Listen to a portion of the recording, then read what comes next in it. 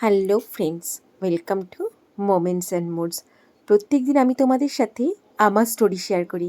আজকে আমি তোমাদের সাথে শেয়ার করব তার সাকসেস স্টোরি। অফিস থেকে এসে নিজের মনে ঘাঁটছিলাম ফোন, হঠাৎ করে সে এনে আমায় দিল এত বড় একটা পার্সেল। আমি তো দেখে প্রথমে অবাক, আমি তো কিছু অর্ডার করিনি, তাহলে এটা আবার কিসের?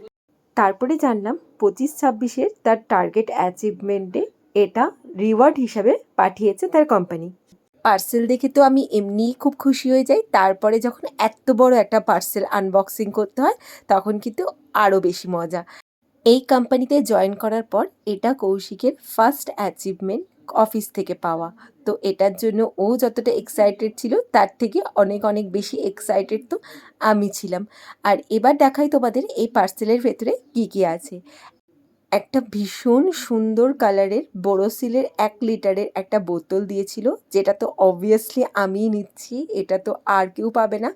তারপরে দিয়েছিল এটা একটা এনডিওরের 20,000 mAh-এর পাওয়ার ব্যাংক উইথ স্ট্যান্ড। এটাও Most important এটা most important. I'm so happy. একটা ভীষণ প্রিমিয়াম কোয়ালিটির ডায়েরি ছিল, এটাও আমার খুব পছন্দ হয়েছে। এমনিও ডায়েরি আমার সবসময় খুব পছন্দের। আর একটা পেন দিয়েছিল, এটা যতদূর সম্ভব পার্কারের পেন ছিল। আর ছিল একটা ফুল লেদারের একটা ল্যাপটপ ব্যাগ। ওর এই অ্যাচিভমেন্টে আমি তো ভীষণ খুশি। ভগবানের কাছে প্রে করি বছর বছর যেন এরকম অ্যাচিভমেন্ট ওর জীবনে আসে।